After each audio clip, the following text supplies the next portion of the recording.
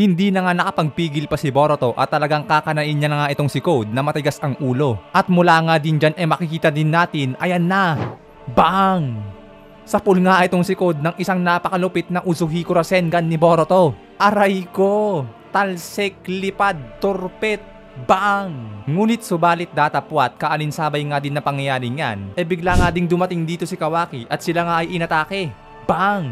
Sarada, natulala sa mga nangyari dahil nga ang isang tropang ninja ay naging puno. Ano nang gagawin mo, girl? Dahil ikaw nga ang dahilan kung bakit naging puno si tropa. 10 Tails natagpuan na nga ni Boruto. Ngunit subalit datapwat nagbago nga ang itsura nito. Papaano nga ba nangyari yon? So ilan lamang yan sa mga kaaya-ayang pangyayaring naganap na pinakita dito sa Boruto 2 Blue Vortex Chapter 3 Full Review. At kaya let's go mga sir at atin nang alamin ang buong pangyayari. Bali nga ang cover page natin para sa chapter na ito ay ito nga si Uzumaki Himawari. At ang title nga ng chapter na ito ay Uzuhiko. At ang first panel naman dito na pinapakita ay ito nga si Boruto na lumalakad nga papunta na kay Code. At kalinsabay nga niyan dito nga iniisip ni Code na itong Rasengan nga daw na ginagawa ni Boruto maaari nga daw na ito ay isang klase ng Vanishing Rasengan or hindi naman kaya daw na isang klase ng Invisible Rasengan. Pero kahit gayon pa man useless pa nga din daw yung gagawing pag-ambush ni Boruto sa kanya. Pero ang nakakapagtaka nga daw bakit parang hindi nga daw nag-aalinlangan si Boruto na lumapit sa kanya. Wala nga daw itong pakundangan na dire-diretsyong lumalapit o humahakbang papunta sa kanya. At kaya nga din dahil sa bagay na yan dito na nga rin nag-umpisang kumilos itong si Code na sumulpot nga ito sa likuran ni Boruto gamit ang claw marks at mula nga dyan lumikha ito na pag-atake. Pero agad nga din itong nailagan ni Boruto at nakayuko at bigla na nga din itong pumorma ng kanyang kamay para ipangkana na nga agad kay Code. Pero nahawakan na napigilan nga ni Code ang kamay ni Boruto. Pero kalinsabay nga din yan parang may something na ginawa nga dito si Boruto na parang iniwan nito ang kanyang chakra na siyang unting-unting gumapang na nagmula nga sa kamay ni Boruto papunta sa kamay ni Code.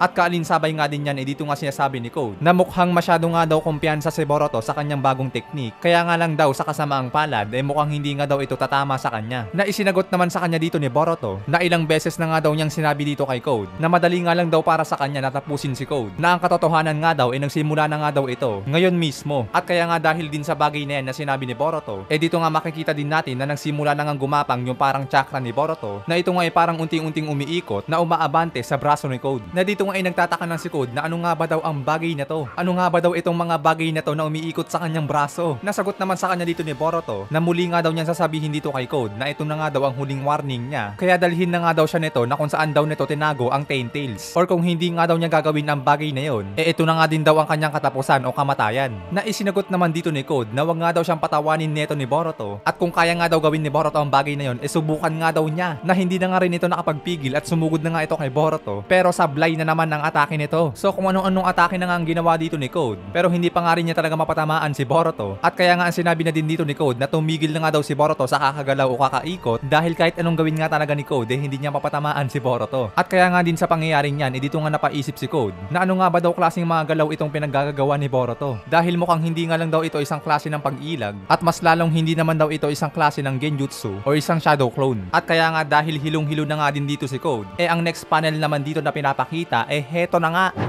bang! Bumira pa nga dito si Boruto ng isa pang Uzuhiko at ito nga dinirekta na niya sa tiyan nitong ni Code. Bang! Aray ko! Talsik, turpit, lipad!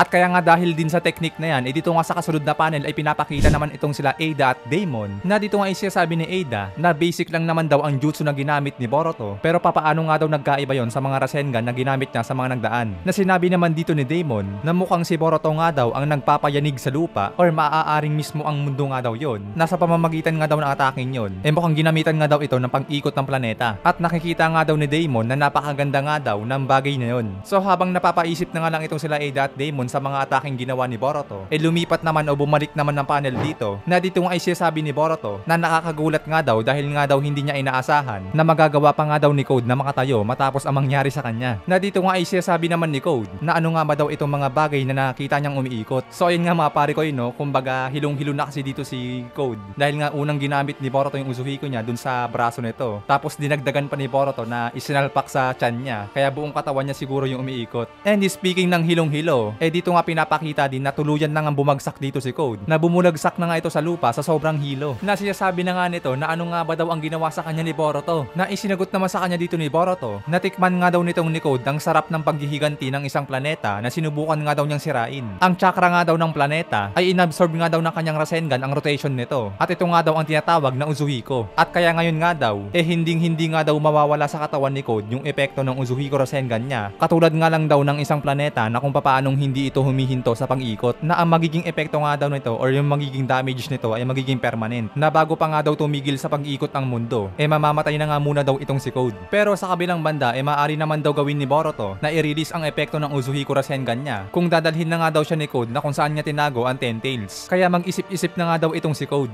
Ngunit subalit datapwat, habang kinakausap nga ni Boruto itong si Code, dyan nga din biglang nakatunog si Boruto, dahil mula nga dyan heto na nga, bang! Bigla na nga lang sumulpot dito si Kawaki sa likuran niya, at ito nga ay biglang umatake. At kaalinsabay nga din ng pagdating ni Kawaki dito, dyan nga din ay dumating na nga itong Team 10 kasama si Himawari. At dyan nga nagulat itong magkapatid dahil nga muli nga nilang nakita ang isa't isa. At kaya nga pagdating dito ng Team 10, dito nga sinabi agad ni Shikadai na ano nga ba daw ang ginagawa ni Boruto dito sa Konoha, at ano nga ba daw ang mga bagay na pinag-uusapan nila ni Code. Nasa kabilang banda naman ay bigla nga pumasok dito si Shikamaru na tinatanong nga nito kay Kawaki na ano na nga ba daw ang sitwasyon. Na isinagot naman dito ni Kawaki na hindi nga daw niya alam ang mga nangyayari, pero masabi nga daw niya na sa kanyang palagay mukhang nangihina nga daw si Code, at tinanggal na nga din daw ni Kawaki yung mga claw marks ni Code upang hindi na nga daw siya makaalis pa, at kaya sa gayong paraan maaari na nga daw niyang tapusin si Code. Nasagot naman dito ni Shikamaru na magandang opportunity nga daw yan, at kaya siguraduhin nga daw talaga ni Kawaki na talagang wala nang kawala si Code at tatapusin niya na ito. Pero bago nga kumilos itong si Kawaki, dito nga sinabi ni Boruto lumayo nga daw itong si Kawaki at huwag nga daw siya makialam dito. Nasagot naman sa kanya dito ni Kawaki na sino nga ba daw si Boruto para siya ibigyan ng utos nito. Kung nagpakita nga daw si Boruto ngayon dito, dapat nga daw handa ito sa kanyang kamatayan. Ngunit subalit datapwat, habang nagsasagutan nga sila Kawaki at Boruto dito, dyan nga din bigla ngang nagpakawala ng claw grimes itong si Code, at pinang-atake niya nga ito kay Kawaki. Pero bigla nga rin itong nakanani Kawaki na siyang sinamantala naman ni Code upang makatakas nga ito at lumusot ito sa claw grimes niya, na dahilan upang siya ay makapag-teleport. At kaya nga dahil sa pangyayaring yan nabwisit nga dito si Kawaki na siyang ipinag-alala naman dito ni Shikamaru na kanya ngang sinasabi na ano na nga ba daw ang nangyari. Nasagot naman dito ni Shikadai na kanyang anak na nakatakas nga daw si Code gamit ang kanyang claw grimes, at kaya nga dahil din dyan agad-agad nga rin o dali-dali nga rin pinag-utos ni Shikamaru na ubusin na nga daw nila ang lahat ng mga natitira pang claw grimes dahil hindi nga daw nila sigurado na kung nakabuntot pa sa kanila si Code. At matapos ngang ibigay ni Shikamaru ang command na yan, dito nga sinabi na nga rin ni Kawaki na sila Shikadai na nga daw ang humawak sa mga claw grimes na natitira dahil si Kawaki na nga daw ang hahandle o hahawak sa problema patungkol dito kay Boruto. At matapos ngang ipakita ang mga pangyayari niyan, lumipat naman ang eksena dito kay Sarada at dito kay tropa na naging isang puno, na sinasabi pa nga nitong isang tropa na ninja na ano na nga ba daw kalokohan na nangyayari dito. Bakit nga daw naging isang puno yung tropa niyang ninja? Na sinabi naman dito ni Sarada na ang 10 Tails nga daw sa pamamagitan ng pagkain ng Otsutsuki, isang halimaw nga daw ito na hahantong sa pagiging god tree, na marahil lang instinct daw nito ay kumain ng isang tao. Nasagot naman dito ni tropa na isang ninja na kung magkagayon man daw, maaari nga ba daw na ito ay isang bigong klase ng god tree na kumakain nga daw ng kung ano-ano, na isinagot naman ni Sarada na hindi nga daw niya alam. Pero ang isang bagay naman daw na kanyang nasisigurado na itong ninja na naging puno, sa tingin nga daw ni Sarada ay buhay pa to. So yun nga mapare no, sana maibalik pa si tropa sa pagiging puno dahil marahil na may pamilya din si tropa no. So kawawa naman yung tao, baka hindi pa nakukuha yung sahod.